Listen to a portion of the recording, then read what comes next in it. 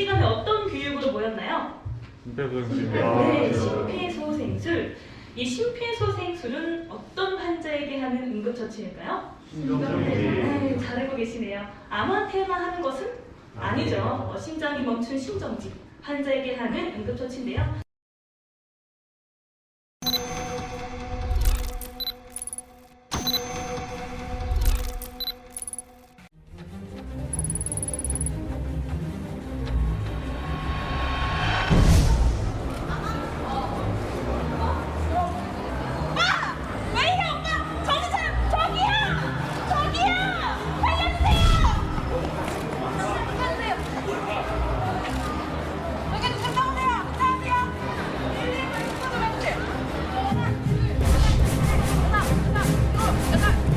저희 환자들의 특징, 공통점으로는 어떤 것들이 있을까요?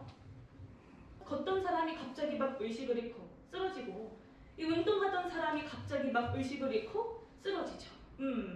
이렇게 갑자기 발생하다 보니 장소가 어디예요? 병원이 아니죠? 어디예요? 그냥 우리 일상 속에서 이 환자들은 갑자기 발생을 한다는 겁니다. 이 발생 장소를 보니까요, 45% 절반 가까이가 가정에서 발생을 하고, 나머지 20% 정도가 공공장소에서 발생을 합니다. 사실 정말 가족분들에 의한 목격이 많거든요.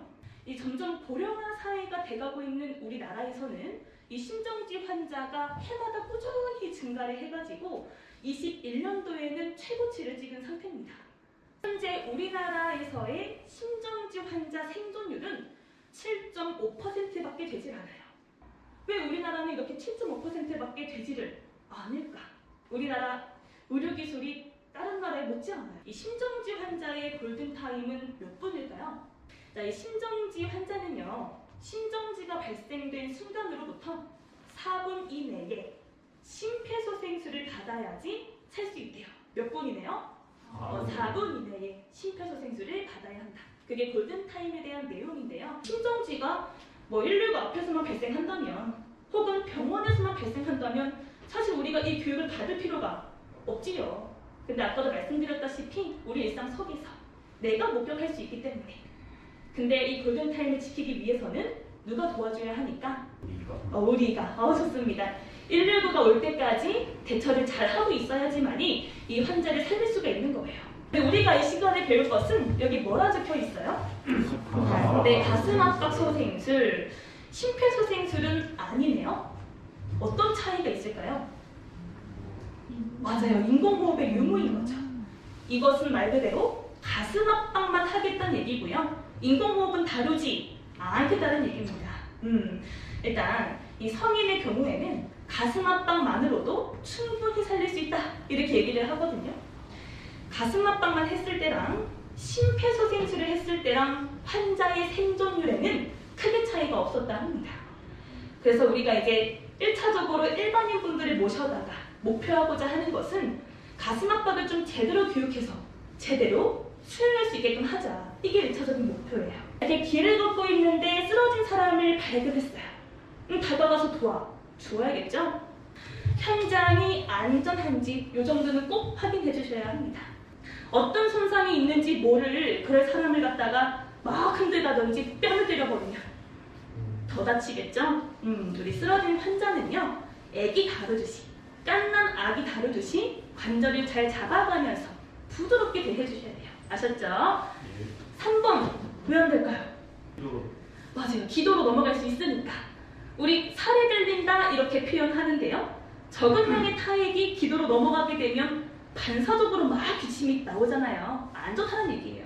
근데 의식이 없으면 기침도 꿀꺽도 할 수가 없으니 호흡기에 또 무리가 될 수 있겠죠. 안 좋은 영향을 줄 수 있다.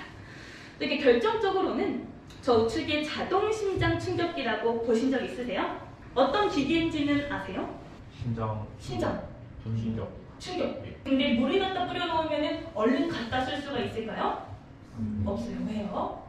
맞아요. 감전될 수 있기 때문에. 전기 충격기이기 때문에 물기가 없는 곳에서 사용을 해야 하는데, 물을 뿌려놓으면 말리고 건조시키는 데에 시간이 걸릴 거고, 처치가 늦어지는 만큼 생존율을 떨어뜨리는 행위가 되겠죠? 여보세요? 어떠세요?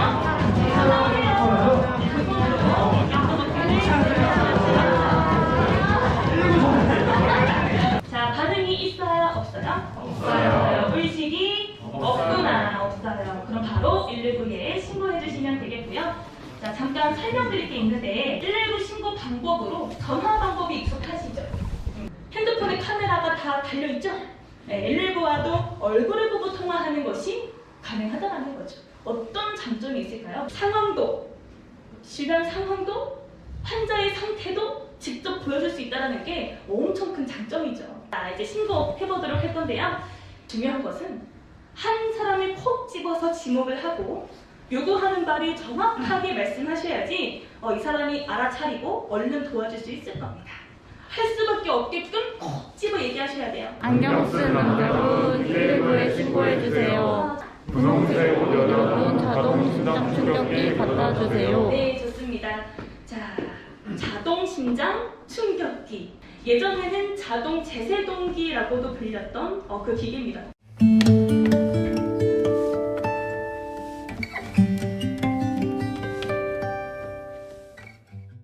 네, 중요한 건 여기부터죠.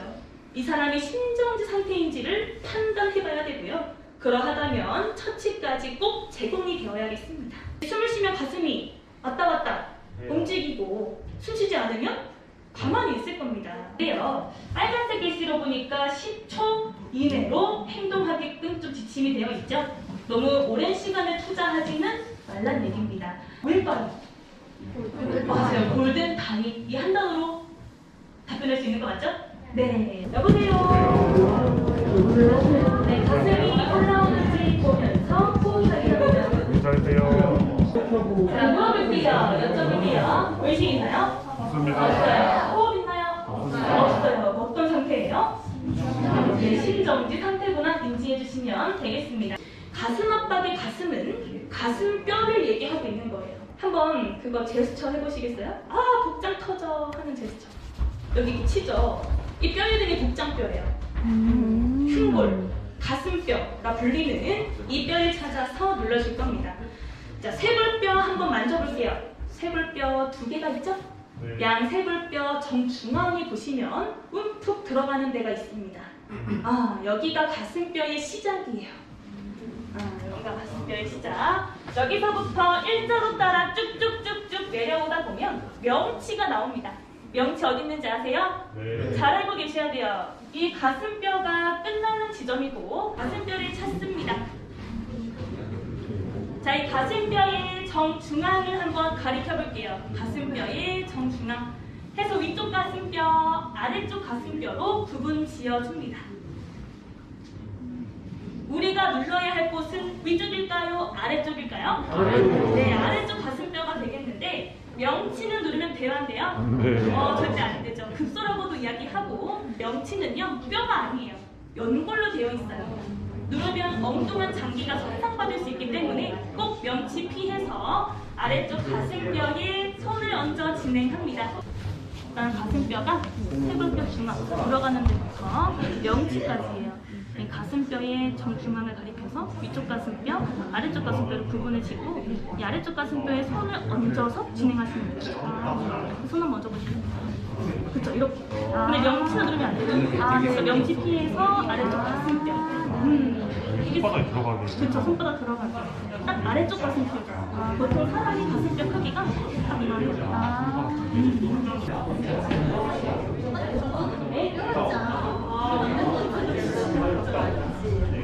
소아도 영아도 찾는 방법은 동일합니다.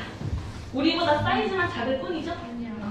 가슴뼈 아랫부분 명치 피해서 압박한다. 넘어갑니다. 성인은 2손을 이용해서 압박을 할 건데요. 어느 손이 위로 올라가든 상관없습니다. 내가 힘을 잘 줄 수 있는 편안한 자세로 잡아주시고요. 자, 위에 있는 손은 깍지를 끼워서 주먹을 쥐어줄게요. 해서 위에 손으로 아랫손을 들어 올려주는 거예요. 왜냐? 손바닥 전체가 닿게 되면 환자의 가슴뼈뿐만 아니라 갈비뼈가 같이 눌리게 돼요. 그죠? 일자 모양인 가슴뼈만 누르기 위해서는 이 분홍색으로 보이는 손꿈치, 이름이 손꿈치입니다. 손꿈치만 닿도록 아랫손을 들어 올려주는 거예요. 포인트는 내 손꿈치가 환자의 가슴뼈 위에 올라가야 하는 겁니다. 힘이 손꿈치에 실리는 거예요. 가슴 압박 위치 확인하시고 손을 올려주세요. 손꿈치가 가슴뼈에 닿도록. 명치 피해서 아래쪽 가슴뼈. 팔꿈치 굽혀지지 않습니다. 쭉 편 상태에서 10도가 완벽해지면 환자에게 기대 따라 유지될 거예요. 가슴이 살짝 누를 수밖에 없습니다.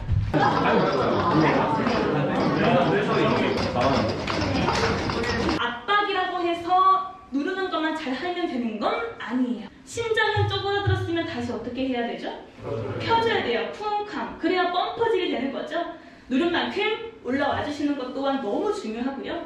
이게 안 되면은 가슴 압박 하나만 하다. 이렇게까지 얘기할 정도니 항상 생각에 두시고 진행하셔야 돼요. 근데 좀 문제가 뭐냐면 가슴 압박은 체력적인 소모가 꽤 커요. 그러다 보니 시간이 흐르면 흐를수록 점점 기대게 되거든요.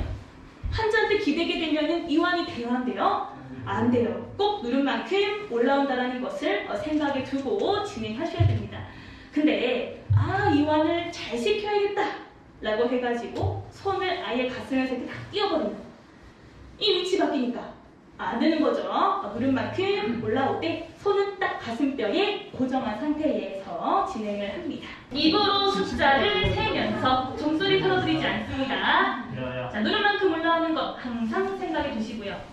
들어갈게요. 시작! 하나, 둘, 셋, 넷, 다섯, 여섯, 일곱, 여덟, 아홉, 열.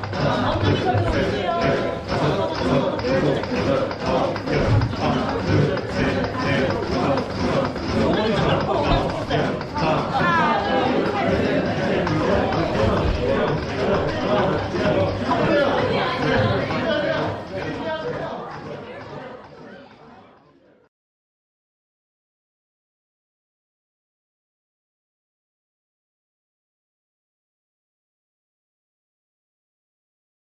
이번에 이제 코로나가 끝나고서 새내기 대회부터 진행하고 있는데 학생들 한 400명 정도 같이 하는 협박 행사에서 이제 사고도 많이 일어나고 있고 해서 예방 차원에서 학생 임원진들끼리 교육받아서 우선교통에 개발적으로 참여하게 됐습니다. 사실 이런 CPR 교육을 받을 수 있는 기회가 흔하지는 않은데 저희가 또 아무래도 학생들을 이끌어서 주관해야 하는 행사이다 보니까 이렇게 배울 수 있는 기회가 있어서 좋았고 가서 또 사고 없이 또 만약에 발생하더라도 배운 점을 이용해서 잘 해결할 수 있는 기회가 된 것 같습니다. 다시 한번 경각심을 일깨우게 된 계기가 되었던 것 같습니다. 학생 임원진이 모두 참여해서 교육받는 게 정말 의의가 있다고 생각하고 앞으로 했던 우리 여러 행사에서도 이런 교육을 미리 받아서 행사 내에서도 교육 한번 하면 좋을 것 같습니다. 네, 저희 대전시 유성구에서는 모든 일반인 분들을 대상으로 해서 무료로 이 심폐소생술과 자동심장 충격기 사용법을 알려드리고 있습니다. 이 심폐소생술은 정말 일반인 모든 분들이 알고 있어야 하는 응급처치입니다. 왜냐하면 이 심정지 환자가 우리 일상 속에서 발생을 하게 되고 그 심정지 환자는 우리의 도움이 필요하기 때문인데요. 네, 막상 배워보면 크게 어렵지 않으니 저희 구청으로 오셔가지고 많은 분들이 교육을 받아주셨으면 너무나 좋겠습니다. 네, 감사합니다. 네, 감사합니다, 선생님.